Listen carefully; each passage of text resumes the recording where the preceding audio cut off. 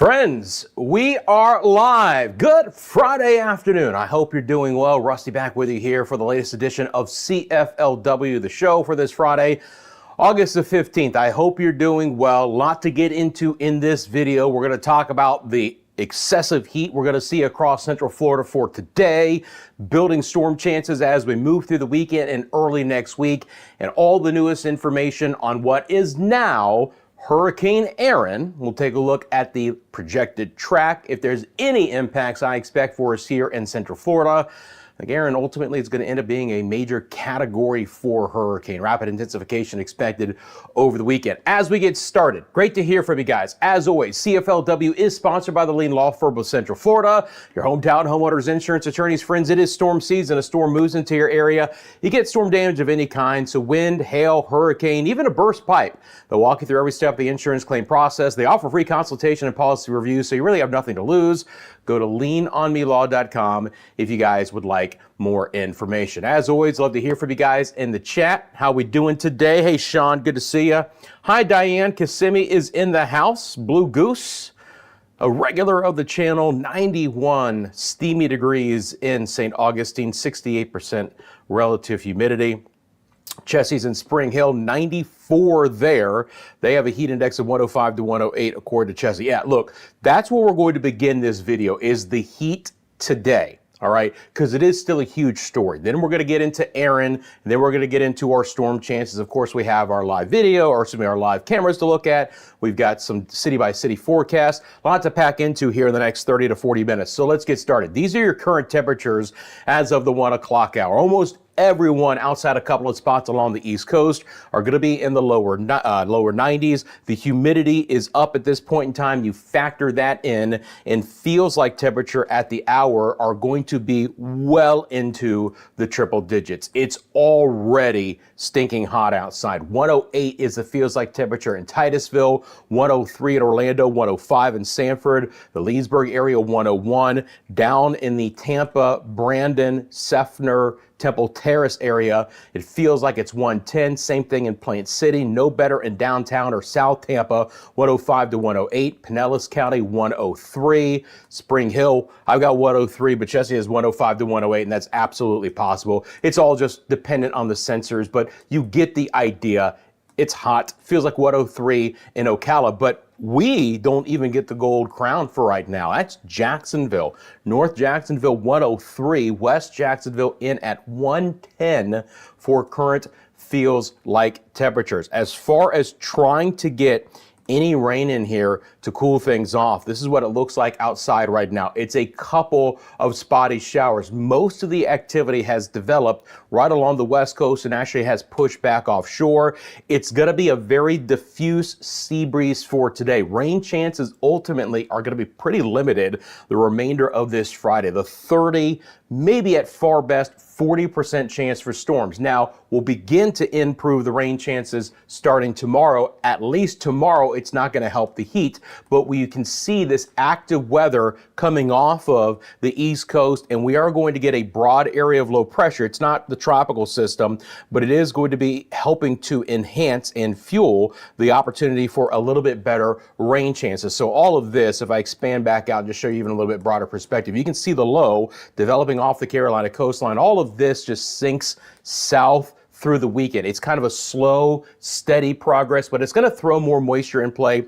It's going to allow there to be the better sea breeze interaction beginning late tomorrow, but especially Sunday and into Monday. Now, the big story again for today is still the heat. So we have heat advisories that are up right now for a good portion of Central Florida. I was going to say all of it going. Now look, Blue Goose, don't get mad at me, all right? Doing what I can to talk to the developer to get your county fixed. There's nothing I could do about it at this point in time, but obviously St. Johns County is included in these heat advisories, all right? So the heat advisory for Orlando, Orange County, back into the Tampa area goes until 7 o'clock tonight. It's already what we've talked about. Just to give you an idea, they've got heat values 105 to 109, but we know that some of those areas have already gone above that in a couple of locations. So it's hot. It's going to stay hot. Obviously, we had this yesterday. and this encompasses all of Central Florida. So wherever you're viewing from today in Central Florida, you're on a heat advisory until 7 o'clock tonight. Dangerous heat, especially at least through 7 p.m.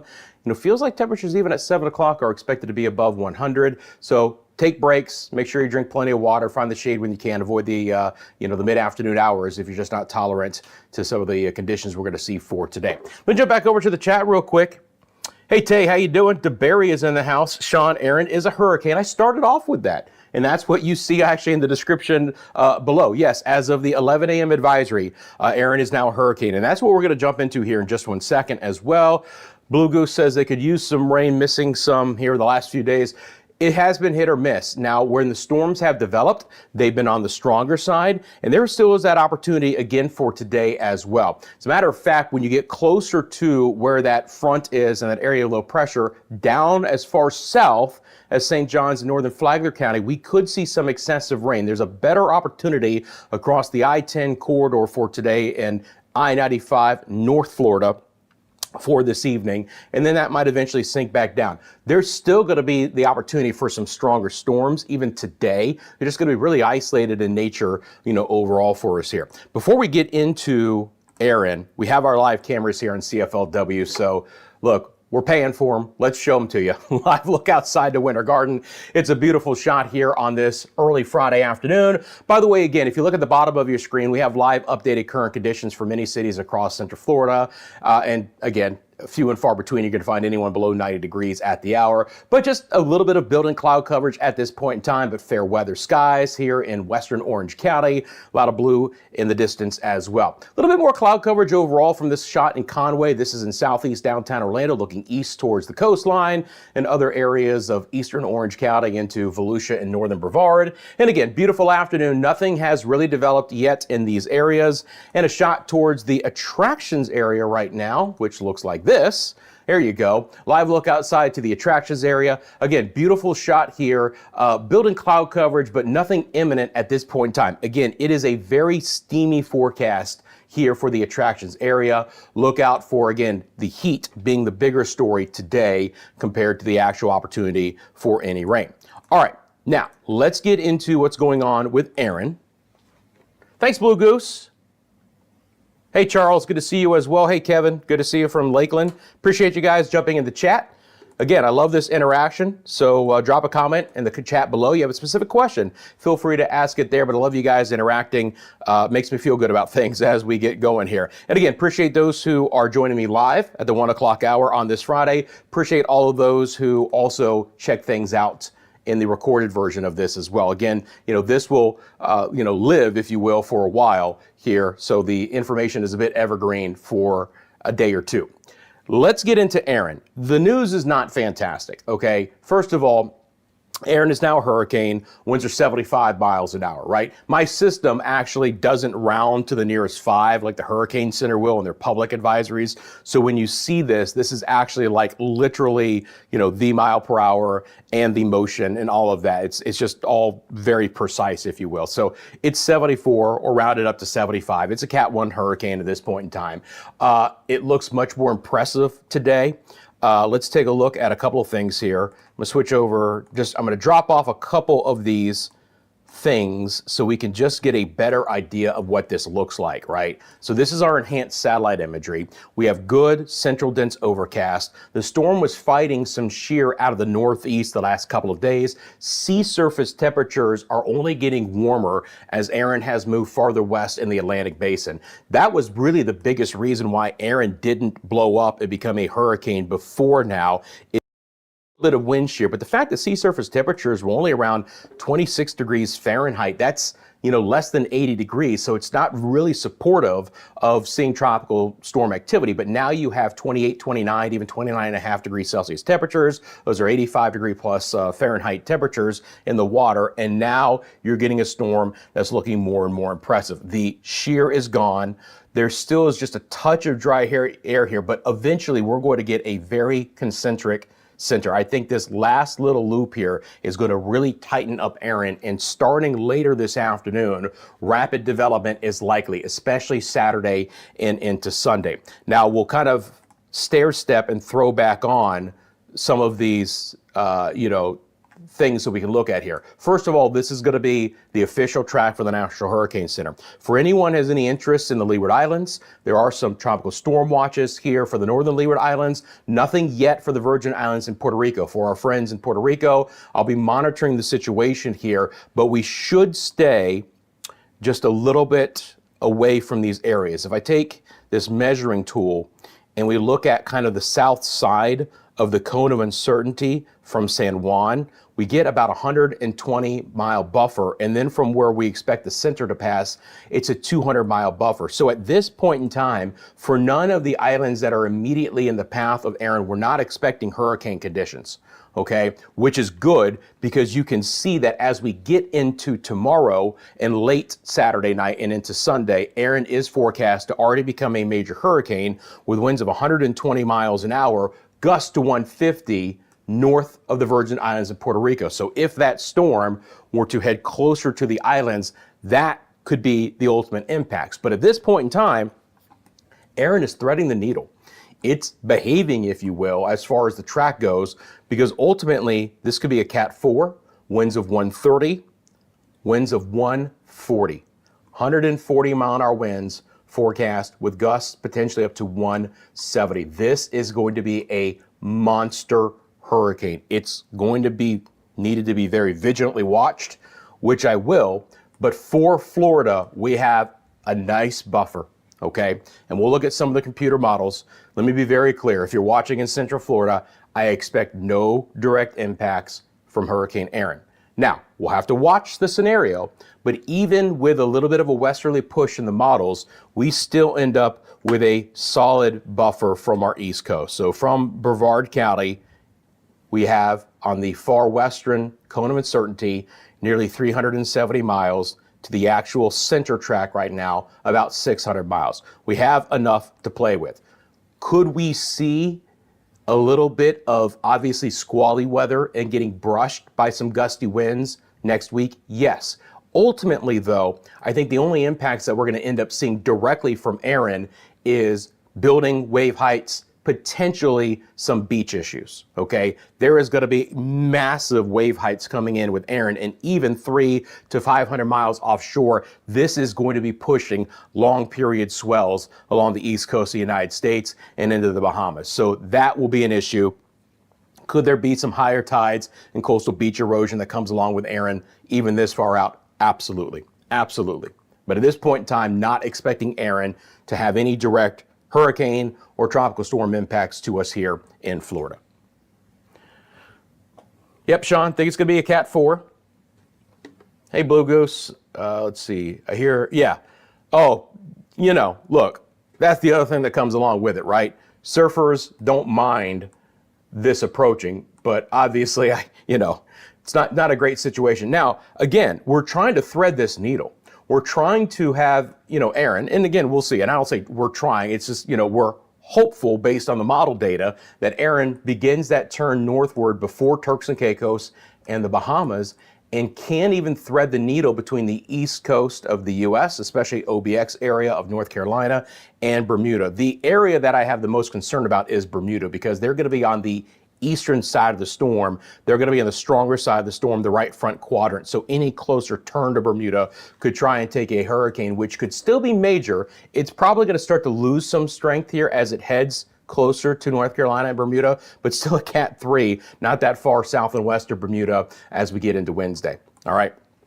So that's kind of the latest with Erin as far as that goes. I can show you guys the tropical models that are running with this. These are our spaghetti plots. That's what you guys would know them as.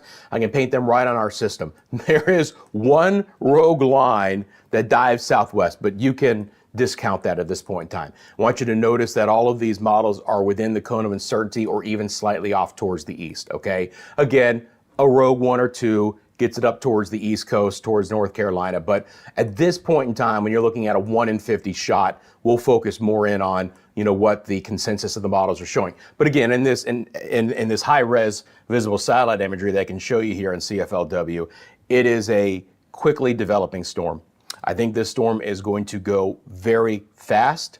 Again, it's interesting, over the last 5 to 10 years, The models have had a fantastic handle on the track of these stronger storms. Last year with Milton, the 5-day forecast was within 10 miles of the actual landfall in Southwest Florida. So the Hurricane Center had the track within 10 miles 5 days out. The models have actually struggled more with Erin than what I've seen. They're beginning to lock in a little bit more now that it's a stronger storm. The interesting thing was with Erin was struggling and was weaker, it was tugging the storm farther south and west, a little bit keeping it lower in latitude. And so the models were trying to maybe pull it west before that turn. But now that Erin is getting stronger, it is beginning to gain north latitude, and we're beginning to start to see, the models again, stay away from the Bahamas, Turks and Caicos, Puerto Rico, and the Leeward Islands. It's not a bad scenario as far as that goes. I'm going to show you guys a couple of the models real quick. This is going to be the GFS model. Actually, it's easiest to do it this way. By the way, again, we do have this area towards South Texas, not likely to develop that invest. It's 98L. It was kind of like a Barry scenario, but it never wrapped up. Still could see some heavy flooding rain, though. In portions of South Texas for the week ahead. So 16, 17, 18, let's go to the 20th and loop this up. And again, I'm just going to take off some of these variables just a little bit easier for you guys to see everything. By the way, those circles that you see are the wind radii, right? When you get to the pinks, you're talking about the hurricane force winds, the major hurricane force winds. So this is the GFS model with Erin. It's always been on the eastern envelope of things, right? The European model and the German Icon model have been the farthest west. The HAFS models, the HWRF, the HMON models have kind of been in the center, and the GFS has been kind of farthest east. That's been kind of the general consensus of this. Let me bring on the model timeline, by the way, too, so you guys can see that. But you notice that the GFS is even closer to Bermuda than what the cone is right now. It's a quicker recurve, but ultimately that would be the only landmass that would be into play with the GFS model. Again, quickly developing storm. I got to tell you, the GFS is underperforming what Erin is really like right now, and that has been the biggest issue with the models, is that they just can't pick up on the rapid intensification of these storms. They're just so far behind. And if Erin goes under a bomb genesis, development in the next 24 to 48 hours, again, the models will struggle to fully pick that up. I can show you guys a couple different things here. Let's start off with the European ensemble tracks of Erin. So this is like the European ensemble spaghetti plots, if you will, right? So your black line is going to be your center line of the average of all the ensemble members. Again, we're well offshore. Even the far western envelope keeps, besides one rogue one, keeps it out in the Bahamas, still away from us. That far west one has it skirting the North Carolina coastline. But again, we get to discount that because you have 49 other model members that are well off the coast. So we are beginning to kind of hone in on this track. If we take a look at, I believe the next thing I have for you guys is going to be, let me see here.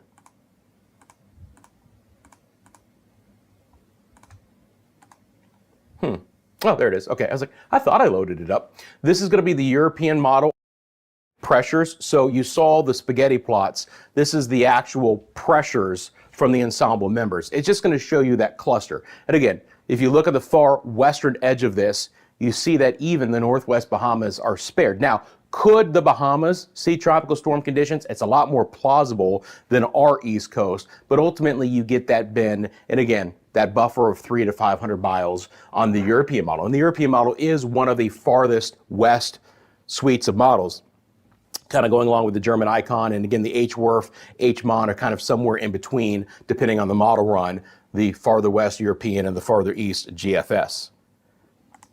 These are the one thing that I do want to discuss, though, okay?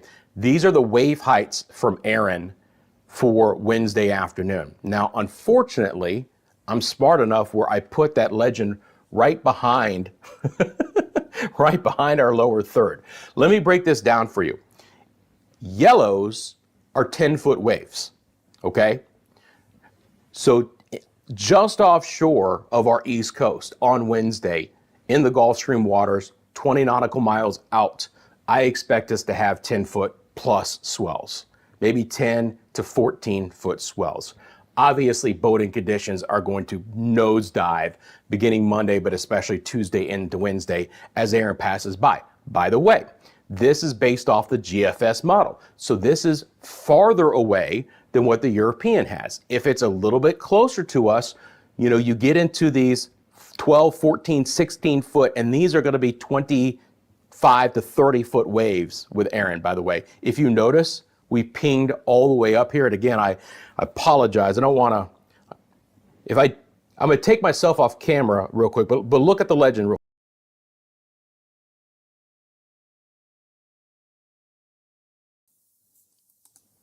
50-foot waves. Obviously, you know, shipping interests know how to avoid this, and any cruise ships are going to be on the west side of the Bahamas because of this. But you get the idea of what a major hurricane, a Category 4, is going to do. So we could ultimately have, you know, some swells getting towards our coast. We could have elevated tides. We could have some kinds of beach erosion. That's going to be what impact I would expect as a possibility. Obviously, on Monday's show, we'll have a better idea of exactly where Erin is coming in proximity to us, and we'll talk more about the possible beach issues along our East Coast. Does that make sense to everyone? Hey, Kish, how you doing? Love the merch. You talking about the shirt? Yeah, these are custom made, if you will. Yeah, we don't have a merch store yet for Media Mundo. I think we got to get to 100,000 subscribers to do so. Hey, Alex. Alex needs the rain in Palm Coast. I hear you, buddy. I'm with you on that. It has been spotty lately, right? It's been feast or famine. There's no doubt about it. So that's Erin for Central Florida. No direct impacts. I'll monitor the situation. I feel pretty good about ultimately it not being an issue, but friends, it is hurricane season, right?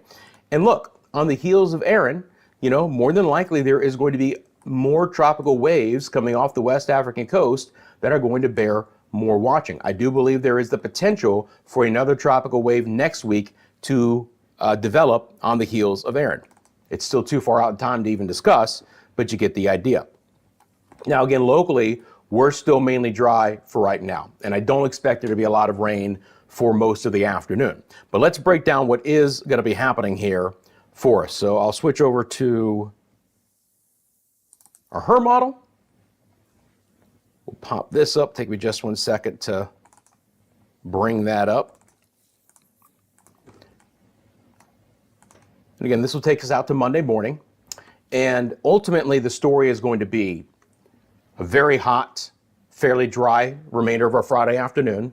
Still an extremely hot day tomorrow, because what storms we get won't be developing until late in the day, but beginning to turn much more wet and stormy starting on Sunday, and have that ultimately be part of the forecast for early next week. So improving rain chances for us overall. And again, part of this is coming off of this spin, which is not Erin. We do have an area of low pressure, mid-level low developing off the East Coast, trying to push away, but it is going to pull in and drag in some moisture to come along with it, helping to enhance the sea breezes some as we start our Saturday afternoon. But again, for today, this is 8 o'clock, and ultimately, I want to reset this to 2 o'clock. Sorry about that. Got my diet green tea again. You guys know I talk a lot this time of the year. I always, I hate it. I hate when my voice begins to go. Excuse me. Okay.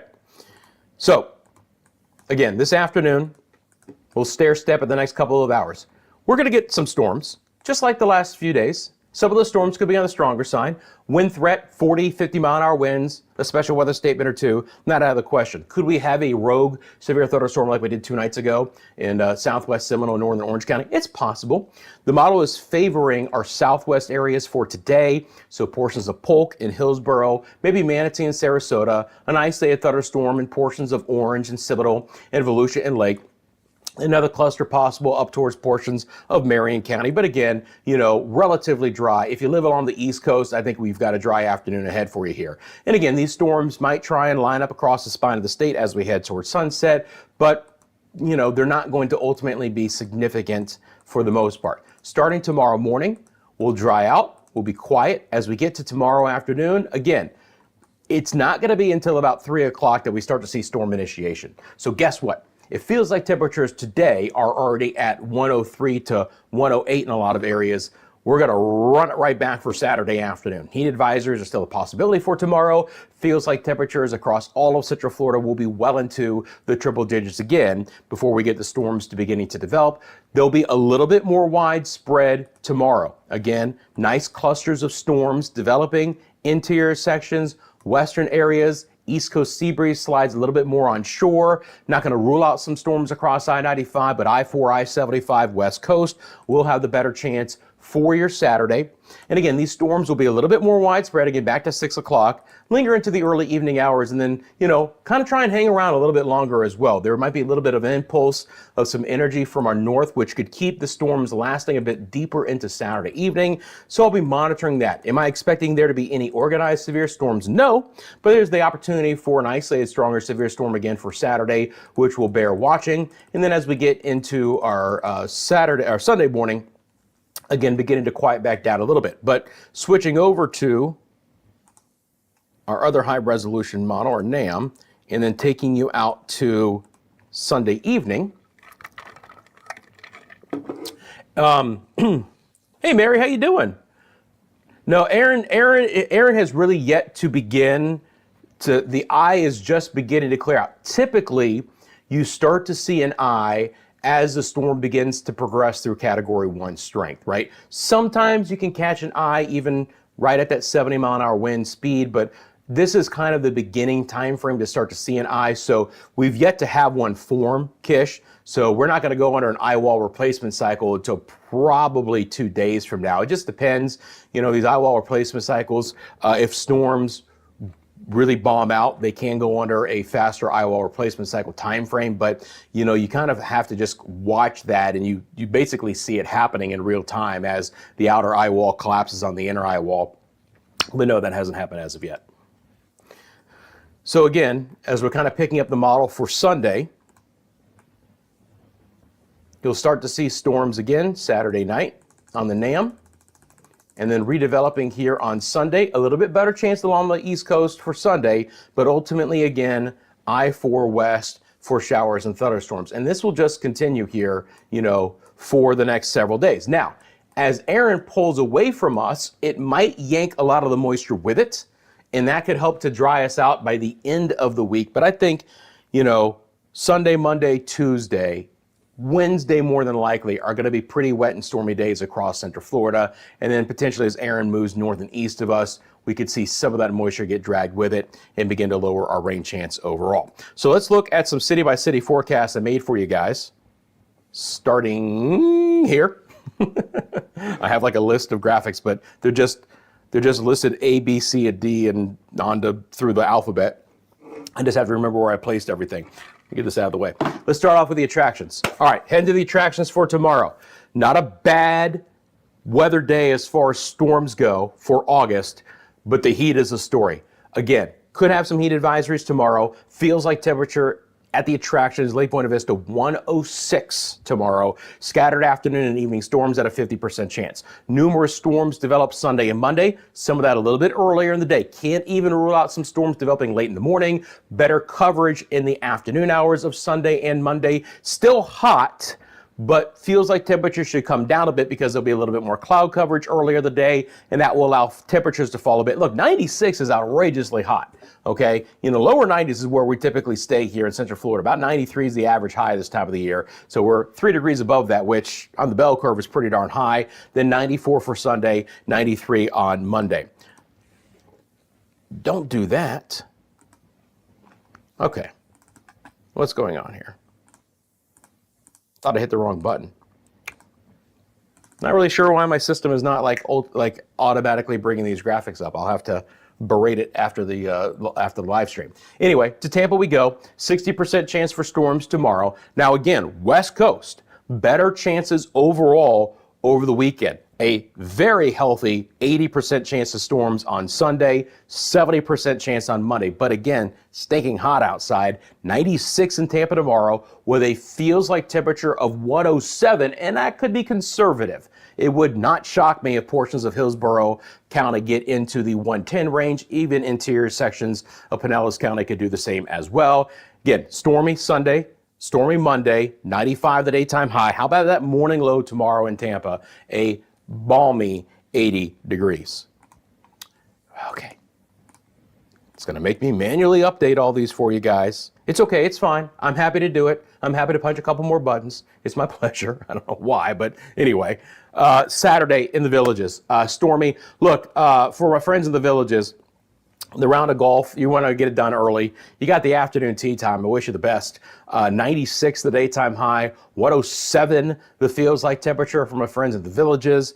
70% chance for storms. They'll be widespread. They'll be numerous in the late afternoon hours, and then they'll ramp up again even earlier the day, Sunday and Monday.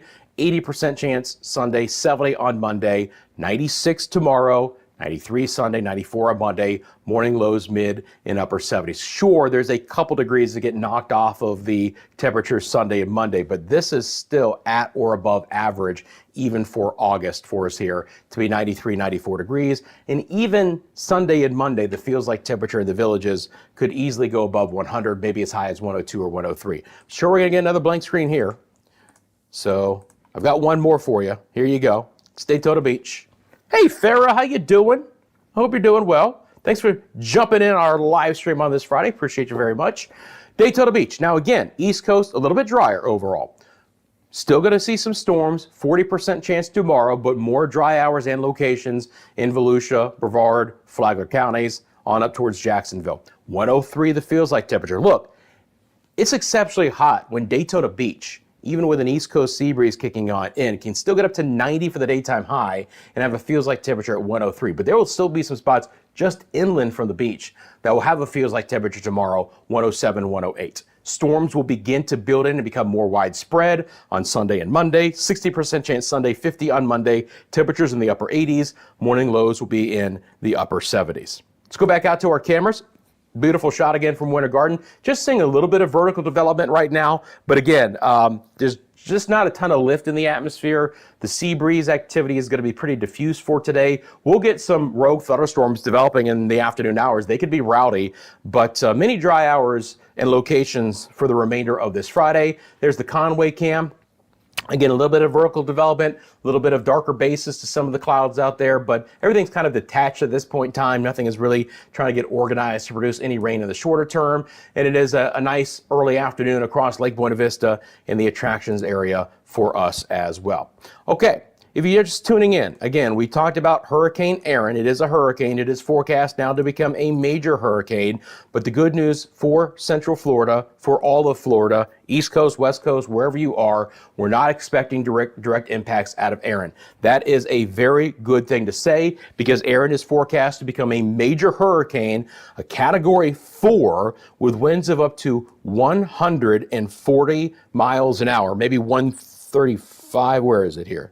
There's the 140. 140, gusts to 167.